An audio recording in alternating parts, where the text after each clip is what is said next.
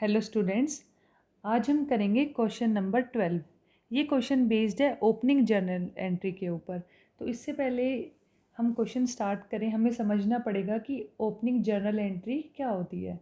तो ये जब भी कोई एंटरप्राइज अपनी बुक्स का क्लोजर करता है एक तरीके से, फॉर एग्ज़ाम्पल कोई भी बिजनेस है वो अपने फिनेंशियल ईयर के एंड में जब अपनी बुक्स का क्लोजर करता है, ठीक है, तो उस समय वो क्या करता है कि जो भी उसके एक्सपेंसेस होते हैं या फिर हम कह सकते हैं नॉमिनल अकाउंट के अंडर जो भी आइटम आते हैं, ठीक है, जिसमें हमारे एक्सपेंसेस और इनकम आती है, उन्हें वो ट्रांसफ़र करता है ट्रेडिंग अकाउंट या फिर प्रॉफिट एंड लॉस अकाउंट में, ठीक है।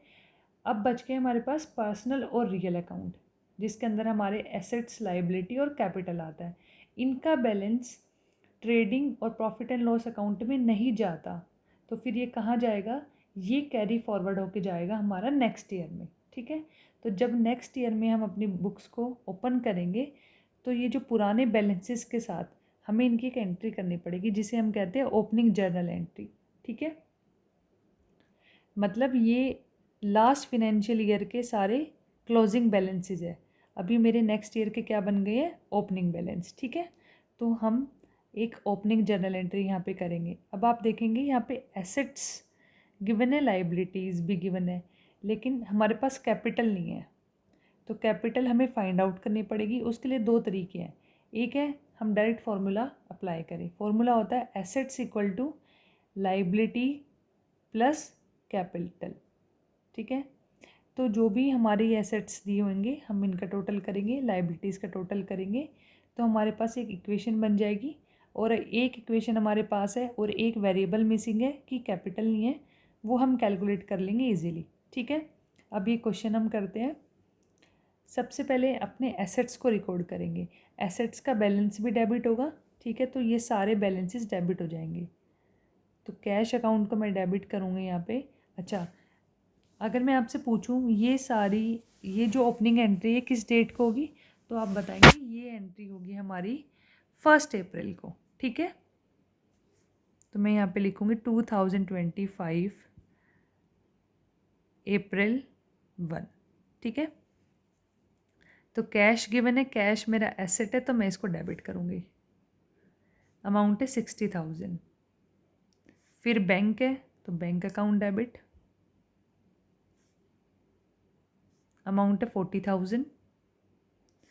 स्टॉक की वैल्यू है 1,50,000, तो मैं यहाँ पे स्टॉक अकाउंट को डेबिट करूँगी 1,50,000 के साथ। उसके बाद फर्नीचर आएगा, तो फर्नीचर अकाउंट डेबिट, अमाउंट आएगी 43,000, ठीक है। फिर मेरे पास डेटर्स है। डेटर्स का टोटल गिवन है 145।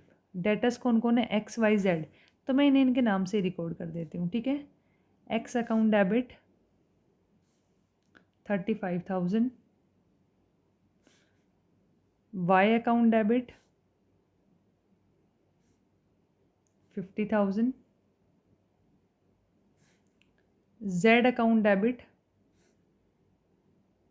60,000, ठीक है। अब आएंगी लाइबिलिटीज़। लाइबिलिटीज़ में है लोन फ्रॉम विकास 60,000, तो लाइबिलिटी का बैलेंस क्या होगा? क्रेडिट, ठीक है। और लाइबिलिटीज़ को हम क्रेडिट साइड भी रिकॉर्ड करते हैं, तो मैं यहाँ पे लिखूँगी to loan from Vikas account,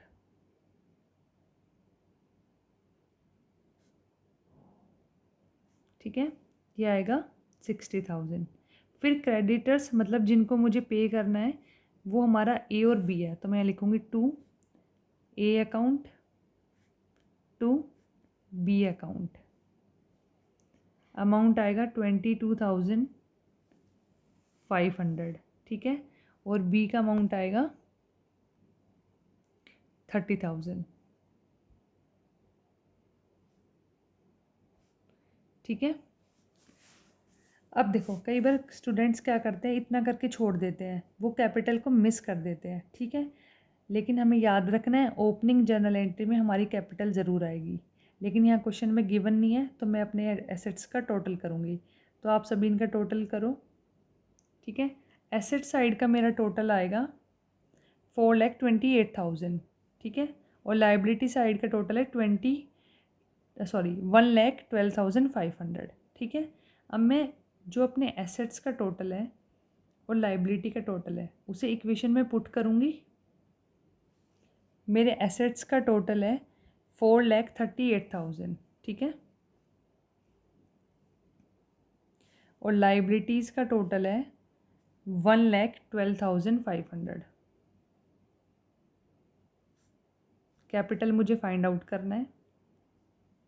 अब ये इधर चला जाएगा तो माइनस हो जाएगा, तो 4,38,000 में मैं 1,12,500 को माइनस कर दूँ। ठीक है, तो मेरे पास सब्ट्रैक्ट करने के बाद बचेगा 3,25,500।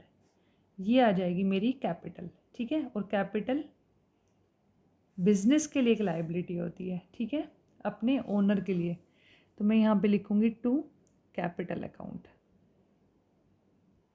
अमाउंट आएगी 3,25,500।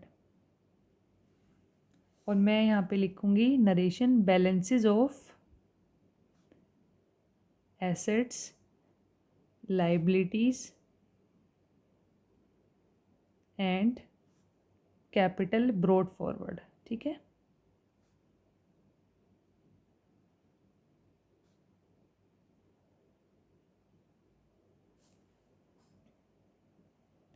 आई होप आपको समझ में आया होगा। नेक्स्ट वीडियो में हम आगे क्वेश्चंस डिस्कस करेंगे। Thank you so much.